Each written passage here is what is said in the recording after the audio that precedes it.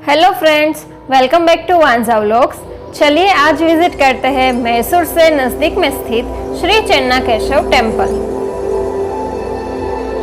We are at Somanathapura temple. ये Chennakeshava temple है, Mysore palace से अराउंड 33 किलोमीटर्स के डिस्टेंस पर है। सो यहाँ पहुँचने में आपको अराउंड 1 आवर का टाइम लगेगा। ये काफ़ी पुराना टेम्पल है, अराउंड 13th सेंचुरी में बनाया गया था, विच मीन्स कि 800 ईयर्स पुराना टेम्पल है।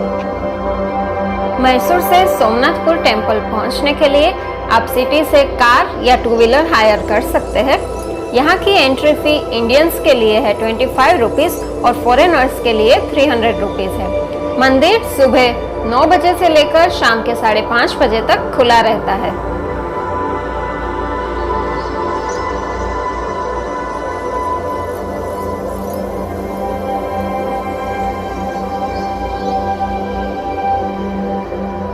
इस मंदिर की रचना 1258 में होयसाला के किंग नरसिम्हा III ने जनरल सोमनाथ दंडनायक से करवाई थी। इसलिए इसे सोमनाथपुर और इस विलेज को सोमनाथपुर के नाम से जानते हैं। लेकिन ये शिव मंदिर नहीं है, ये एक विष्णु मंदिर है और यहाँ पर 3 मूर्तियाँ हैं, श्री केशव, जनार्दन और वेणुगोपाल। इस मंदिर के ऊपर मुगल सल्तनत के द्वारा 2 बार अटैक हो चुका है।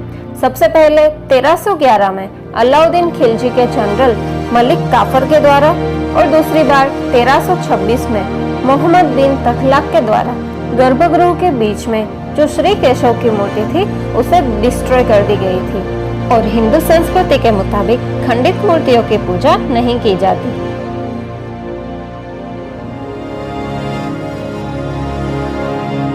होयसालास के द्वारा बनाए गए मंदिर की एक कॉमन लाक्षणिकता ये है कि इसे जमीन से एक प्लेटफॉर्म के ऊपर बनाया जाता है। इसे जगाती भी कहते हैं और इसका शेप स्टार शेप या फिर नक्षत्र के शेप में होता है। इस जगाती का उपयोग भगवान की प्रदक्षिणा के लिए किया जाता है। क्योंकि सोमनाथपुरा टेम्पल में 3 मूर्तियां हैं, इसीलिए इसे त्रिकुटु के नाम से जानते हैं। जबकि बेल्लूर में बने हुए होयसाला के मंदिर में सिर्फ एक मूर्ति है, इसलिए उसे एकुटू के नाम से जानते हैं। इस मंदिर की सारी ही मूर्तियां सोपस्टोन या फिर चौक स्टोन पर कार्विंग करके बनाई गई है। सोपस्टोन शुरुआत में सॉफ्ट होता है, इसीलिए उसे कार्विंग करके मूर्तियां बनाने के लिए यूज किया जाता है। समय जाने पर यह हार्ड हो जाता है और फिर ऐसे अलग अलग सोपस्टोन्स पर कार्विंग करके बनाई गई मूर्तियों को एक दूसरे के साथ इंटरलॉकिंग सिस्टम से जोड़ दिया जाता है। इसका मतलब है कि ये पूरा मंदिर खड़ा करने में कहीं पर भी सीमेंट या ग्लू का इस्तेमाल नहीं किया गया है। ये सिर्फ इंटरलॉकिंग सिस्टम्स पर खड़ा है।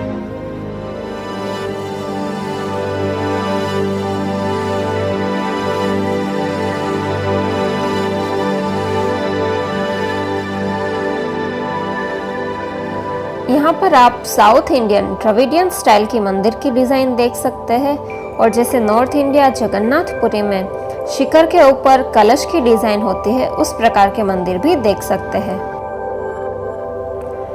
मेन मंदिर के लेफ्ट और राइट साइड में जया और विजया की मूर्तियाँ हैं। इन्हें भगवान के द्वारपाल के नाम से जानते हैं। दोनों ही मूर्तियों के हाथ खंडित कर दिए गए हैं।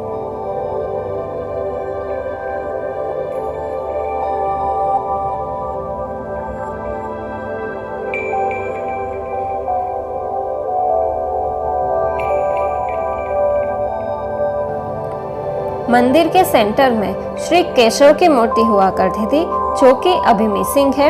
इसकी नॉर्थ साइड में जनार्दन और साउथ साइड में वेणुगोपाल की मूर्ति प्रेजेंट है।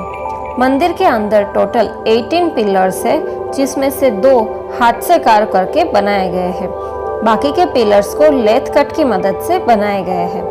यहाँ की सीलिंग्स भी 16 डिफरेंट टाइप की है, जिसमें कमल की कली के खुलने से लेकर कमल बनने तक की प्रक्रिया को स्टेप बाय स्टेप कार्विंग करके दिखाया गया है।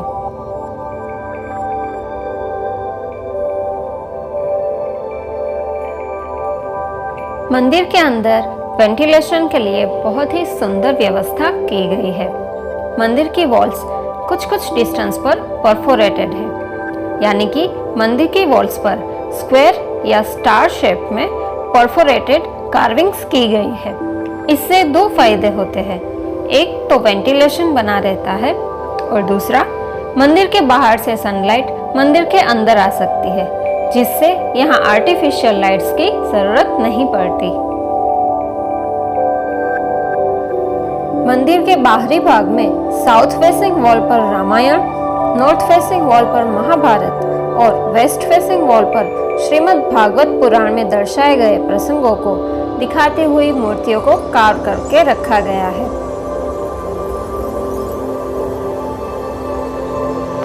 होयसालास के मंदिर के बाहर 3 लाइन यूजुअली कॉमन देखी जाती है। जगाती के ऊपर सबसे पहली लाइन में हाथियों को रखा जाता है। ये दर्शाता है कि होयसाला रूलर को हाथी की तरह स्ट्रॉन्ग होना चाहिए। इसके ऊपर दूसरी लाइन में घोड़े को रखा जाता है। ये दर्शाता है कि होयसाला रूलर को घोड़े की तरह क्विक होना चाहिए। इन दोनों के ऊपर तीसरी लाइन में फ्लावरिंग डिजाइन या फिर पीकॉक यानी कि मोर की डिजाइन रखी जाती है।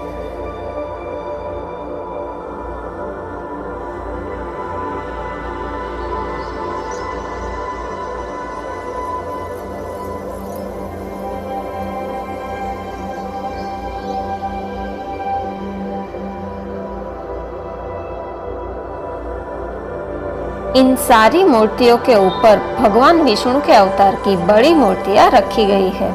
शेष शैया पर बैठे हुए श्री विष्णु भगवान, डांसिंग गणेशा, नृसिंह अवतार श्री लक्ष्मी जी के साथ, यह कूर्म अवतार, मत्स्य अवतार, गरुड़ जी श्री विष्णु और लक्ष्मी जी के साथ, सृष्टि के रचयिता श्री ब्रह्मा जी, भगवान श्री कृष्ण का या विष्णु का मोहिनी स्वरूप, भगवान श्री विष्णु योग नारायण के स्वरूप में, भगवान का 7वां अवतार श्री राम, बाहरी दीवार पर श्री विष्णु के अलग अलग स्वरूप, श्री कृष्ण बांसुरी बजाते हुए, गोवर्धन पर्वत को धारण किए हुए, परशुराम अवतार तथा श्री राम और मोहिनी अवतार की मूर्तियां रखी गई है।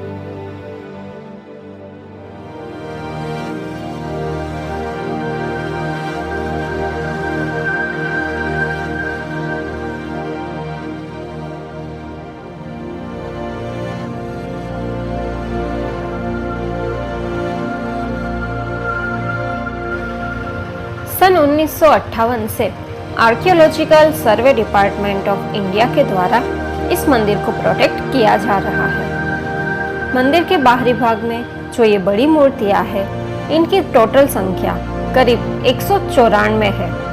इनमें से 164 मूर्तियां श्री विष्णु भगवान की है।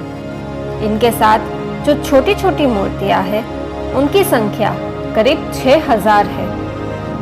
12वीं सदी में हुए अटैक में मंदिर की बहुत सारी मूर्तियों को खंडित कर दिया गया है।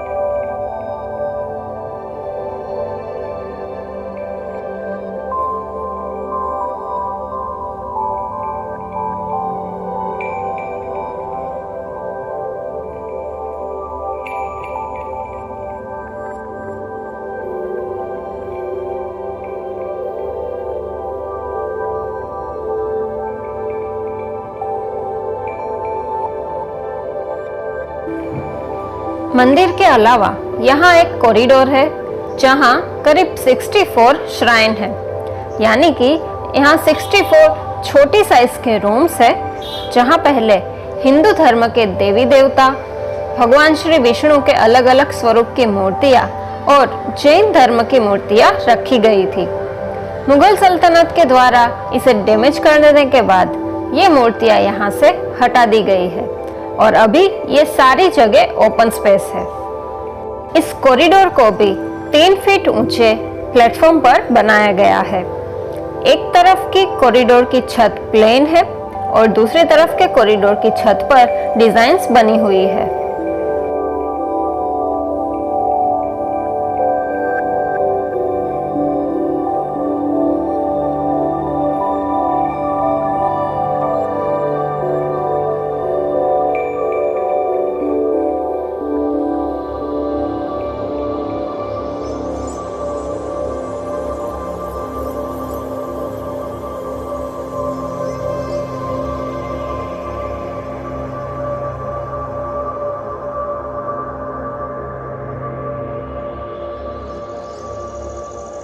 मंदिर बहुत ही सुंदर है, कार्विंग्स बहुत ही अच्छी है। श्री कृष्ण के बहुत सारे अवतार की कार्विंग की गई मूर्तियां हैं, जैसे कि मत्स्य अवतार, वामन अवतार, नरसिंह अवतार, ब्रह्मा जी की मूर्तियां हैं। आई सजेस्ट कि आप जब भी यहाँ पर आए गाइड कर लीजिए। गाइड इजीली अवेलेबल है क्योंकि उन्हें सारी स्टोरीज पता है। रामायण, महाभारत, श्रीमद् भगवत गीता, इन सब की स्टोरीज यहाँ पर मूर्ति के रूप में कार्व की गई है, वो होंगे आपके साथ, तो आप इजीली समझ पाओगे।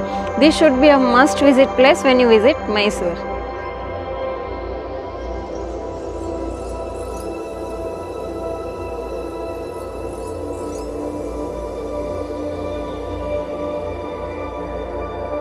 अगर वीडियो अच्छा लगा हो तो do like, share and subscribe our channel Vanja vlogs. मिलेंगे नए वीडियो के साथ next week. Thanks for watching.